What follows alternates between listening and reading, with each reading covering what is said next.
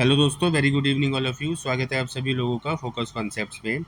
और इस नए मैथ सीजन 2024 में आज जिस पेपर के मैथ सॉल्यूशंस करेंगे, डीएसएसबी का ही एक पेपर है, लाइब्रेरियन। इवनिंग शिफ्ट है और बिल्कुल रिसेंट लेटेस्ट आंसर की है 2024 की। टोटल आपको 20 क्वेश्चन यहाँ मैथ्स के मिलेंगे और उन्हीं 20 क्वेश्चंस को कंबाइन करके ये पीडीएफ तैयार है, जो कि आपको टेलीग्राम चैनल पर मिल रही है। टेलीग्राम चैनल का लिंक आपको डिस्क्रिप्शन बॉक्स में दिया जा रहा है, वहाँ से आप उसको ज्वाइन कर लेना ताकि ये पीडीएफ आपको मिल सके। तो 20 जो क्वेश्चन है आज के, देखो यहाँ से शुरुआत है उनकी।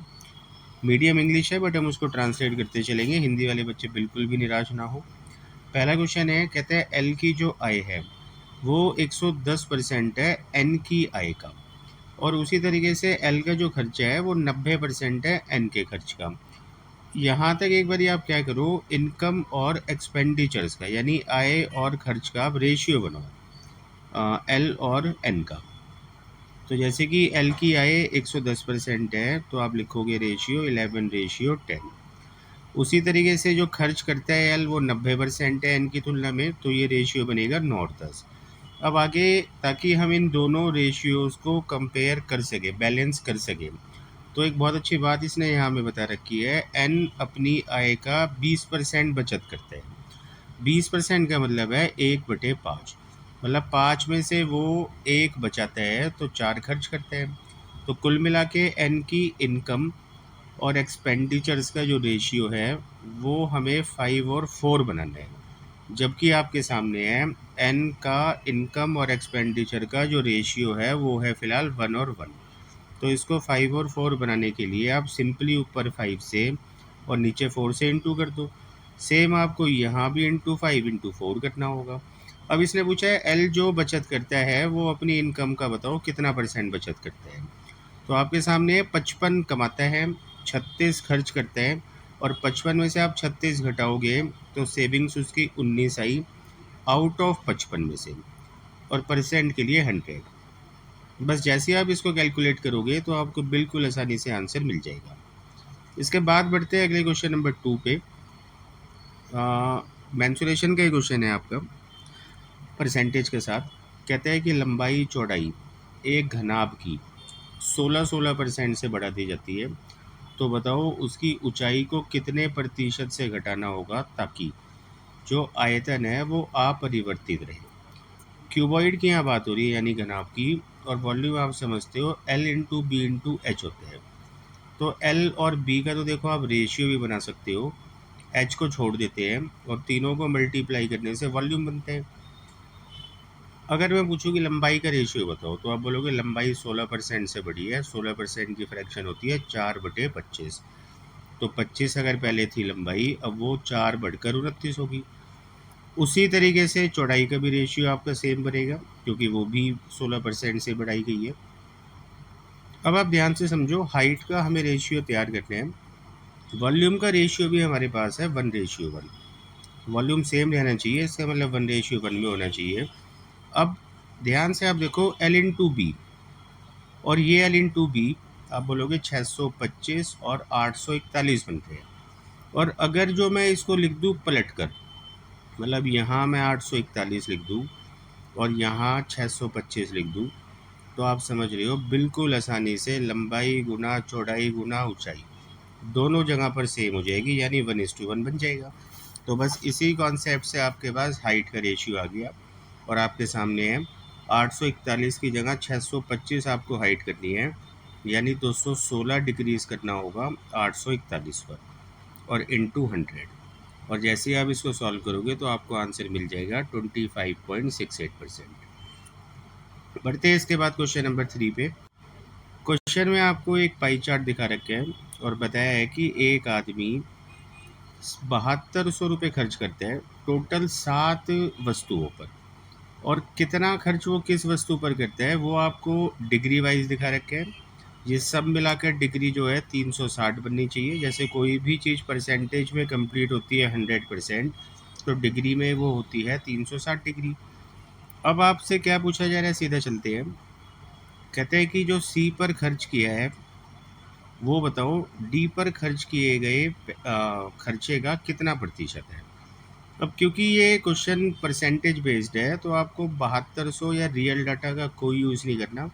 आप सिंपली देखो सी पर देखो 40 डिग्री खर्च करें और आउट ऑफ मतलब कंपेयर आप कर रहे हो डी से, डी पर कितना खर्च किया है 20, तो 40 कितना प्रतिशत है 20 का, ये हमसे पूछा जा रहा है और बड़ी आसानी से आप 200% आंसर निकाल लोगे। तो ये बहुत आसान क्वेश्चन था। अगले भी बढ़ते हैं। Question number 4। ये जो बार वाले क्वेश्चन है कैसे इनको पी बाई क्यू की फॉर्म में बदलना होता है पहले भी हम डिस्कस कर चुके हैं वाटर के एग्जाम में।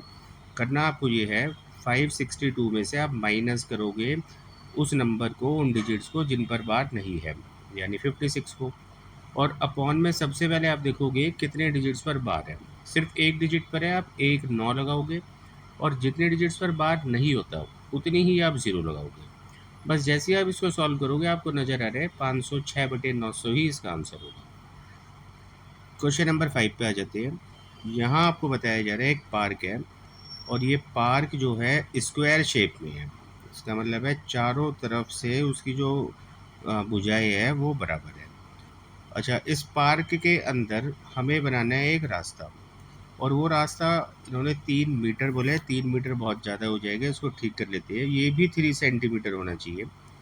तो 3 सेंटीमीटर चौड़ाई चारों तरफ से होनी चाहिए। एक ऐसा रास्ता आपको तैयार करना है और पूछा जा रहा है उस रास्ते का क्षेत्रफल क्या होगा।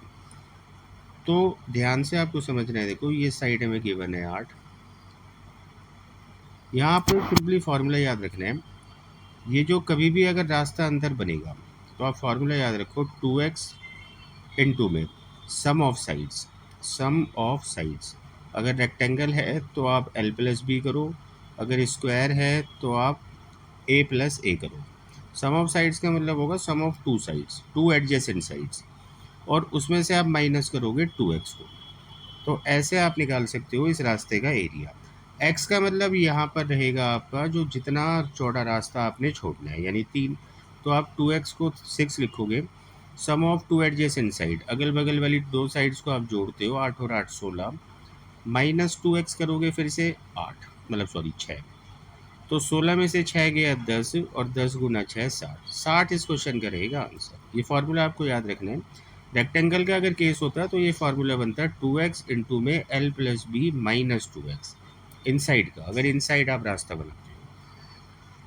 क्वेश्चन नंबर 6 पे बढ़ते हैं। फिर से डीआई का क्वेश्चन है। आपको एक टेबल दिखा रखी है, बता रखी है 2 कंट्री है पी और क्यू और इतने वर्षों में फॉरेन ट्रेड किस कंट्री का कितना रहा।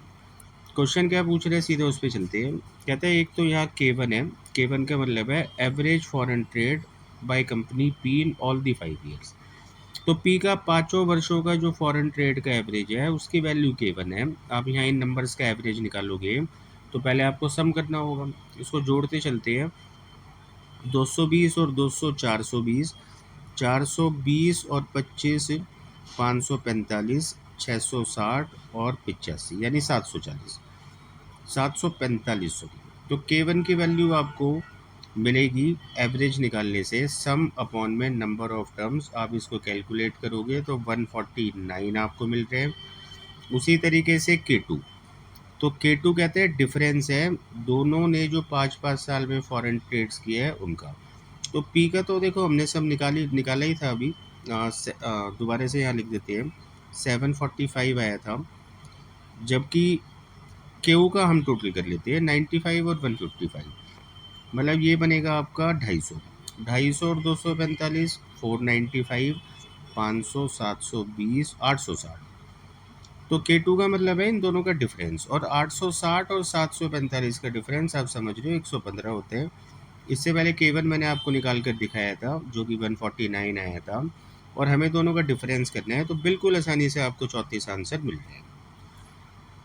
क्वेश्चन नंबर 7 रेशियो प्रपोर्शन से है। बिल्कुल आसान क्वेश्चन है। आपको m और n का अनुपात दे रखा है, n और s का दे रखा है। n कॉमन टर्म है, दोनों जगह सेम होनी चाहिए। n देखो यहाँ 1 है, इधर 3 है, दोनों जगह सेम करने के लिए हम इधर वाले नंबर्स को 3 से इंटू कर देते हैं। और अब जो रेशियो बना m, n और s का, तो आप बोलोगे 6:3:7। बस इन्हीं वैल्यूज़ को आप यहाँ पुट करोगे। n का मतलब 3 से है, जबकि m प्लस s का मतलब है 13। तो पहला ऑप्शन आपको आंसर मिल रहा है। बिल्कुल आसान क्वेश्चन कह सकते हो आप इसे। क्वेश्चन नंबर 8 पे आ जाते हैं। एवरेज का क्वेश्चन है, कहते हैं 15 मेंबर्स का एक ग्रुप है जिनका औसत वजन 60 किलोग्राम है। अब इन्हीं में एक सबसे छोटा मेंबर होगा जिसका वजन है 4 किलोग्राम, और जैसे ही हम उसको ग्रुप से बाहर करते हैं तो बाकी बचे लोगों का यानी 14 मेंबर्स का एवरेज बताना है।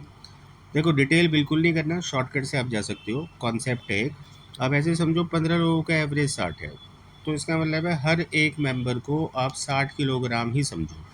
जबकि एक मेंबर यहाँ ऐसा है कि वो 60 नहीं मात्र 4 है, तो कितना कम हुआ 56। और जैसे ही आप इसको बाहर निकालोगे ये अपना 4 लेके बाहर चला जाएगा, लेकिन जो 56 बचा वो 56 असल में दोबारा से बटेगा बचे हुए लोगों पर, और इसके जाने के बाद 14 लोग बचेंगे, 14 मेंबर।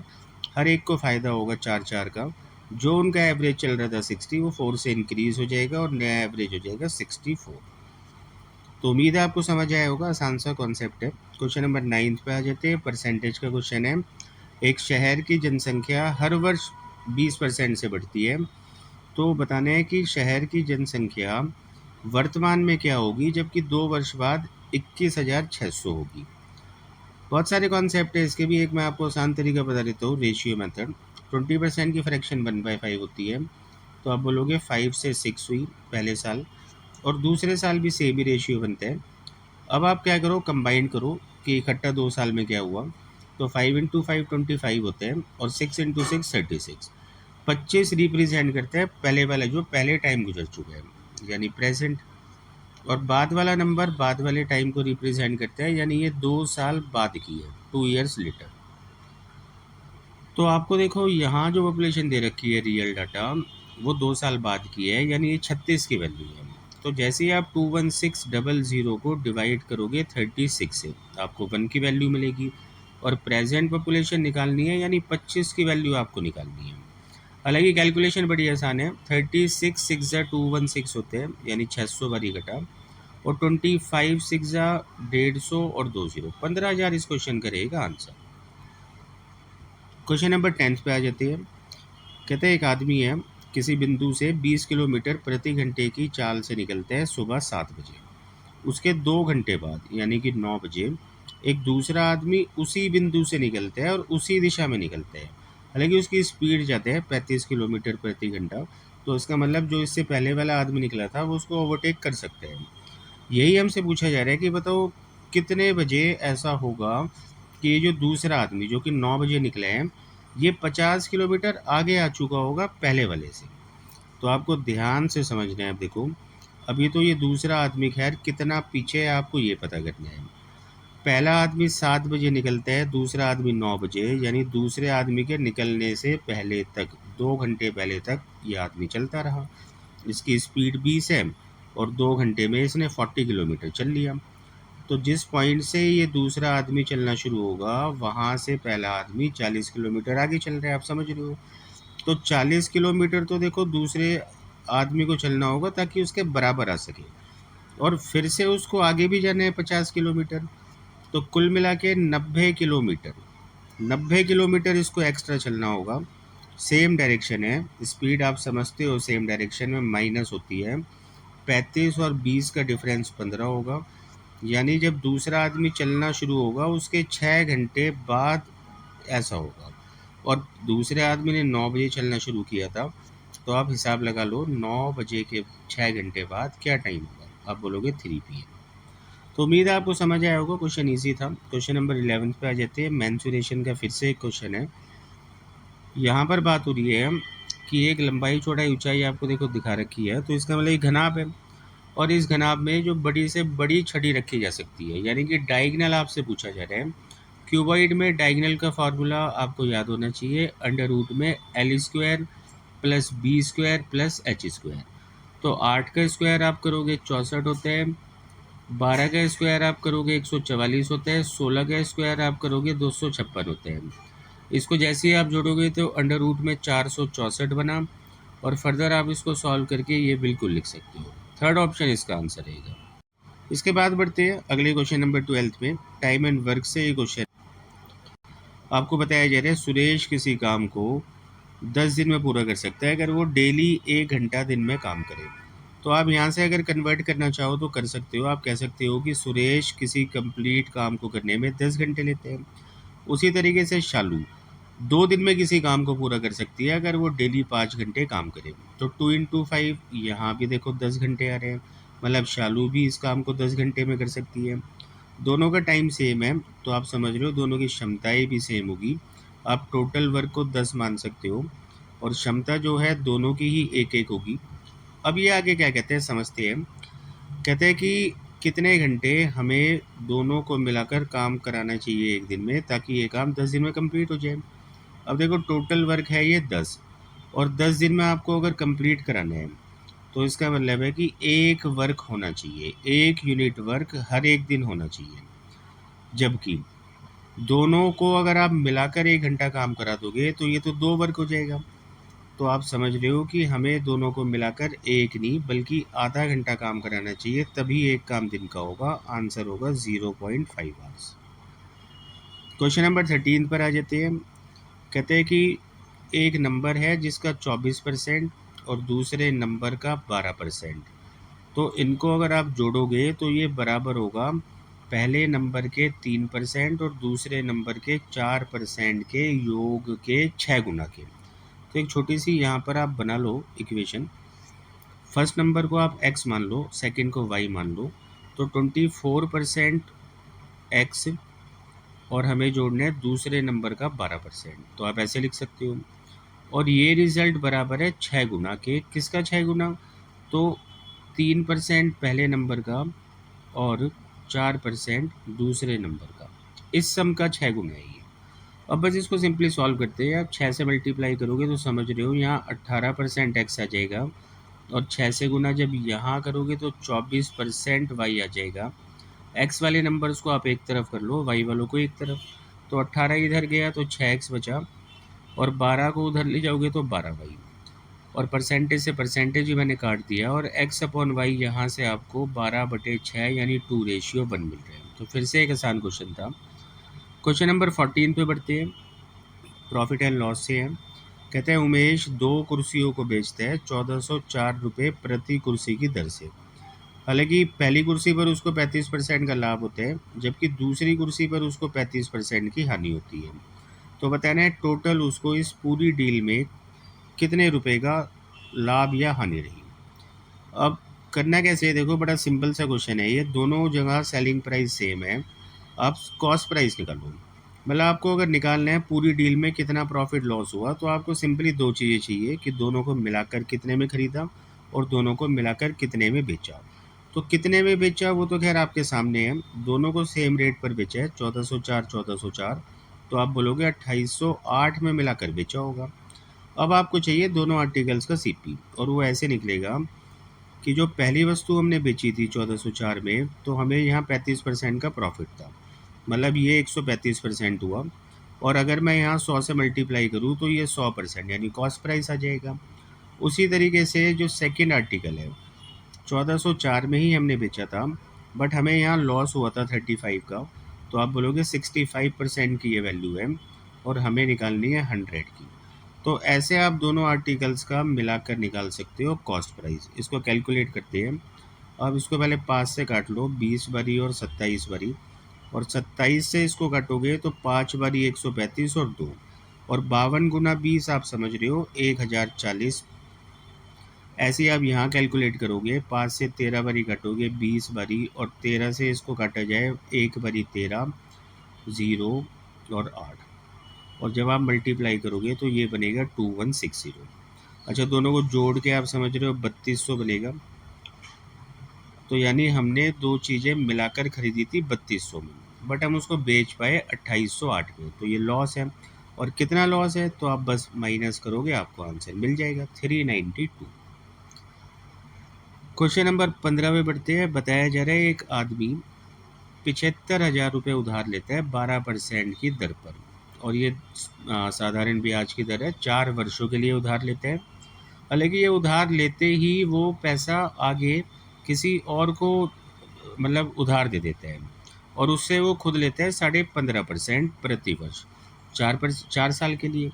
अब इतनी बात पढ़ने से आप समझ गए पैसा किसी और का है, 12% ब्याज पर लिया गया है, बट वो तुरंत पैसा किसी और को दे दिया गया।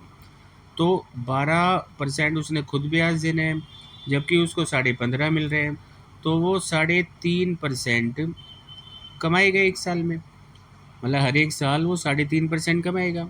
अगर मैं पूछूं 4 साल में कितना कमाएगा, तो आप ऐसे इंटू 4 कर दो। लेकिन हमसे एक साल का ही गेन पूछा गया है। कहते हैं what is the value of gain per year. तो इसलिए हमें 4 करने की बिल्कुल ज़रूरत नहीं है मल्टीप्लाई। सिंपली आपने जो पैसा लेके किसी और को दिया है, उसी का 3.5% आपने एक साल में कमाया है। तो बात ही ख़त्म। 75,000 का आपको यहाँ 3.5% निकालना होगा, और जैसे ही आप इसको कैलकुलेट करोगे तो आपको आंसर मिल जाएगा। इसके बाद क्वेश्चन नंबर 16 है, टाइम एंड डिस्टेंस से क्वेश्चन है। आपको बताया जा रहा है एक्स और जेड एक दूसरे से 180 किलोमीटर की दूरी पर है, और ये जो 180 किलोमीटर एक दूसरे से ये दूर है, तो ये सुबह 7 बजे की बात है। फिर 1 घंटे बाद यानी 8 बजे एक्स निकलते हैं 18 की स्पीड से जेड की ओर, और उसी तरीके से जेड भी निकलता है 11 बजे एक्स की ओर, कितनी स्पीड से, 12 की स्पीड से। तो पूछा जा रहा है दोनों कब मिलेंगे। अब इसमें देखो करना क्या है आपको, जब दूसरा आदमी चलना शुरू होता है, मतलब जो बाद वाला टाइम होता है, वहाँ तक का आप डिस्टेंस एक बार ही समझो।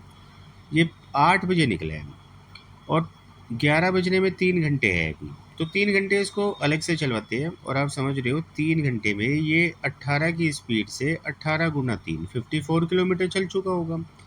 अब 11 बजे का देखो इतना डिस्टेंस रह गया। अगर मैं पूछूँ ये डिस्टेंस कितना है, तो आप बोलोगे 180 माइनस 54 यानी कि 126।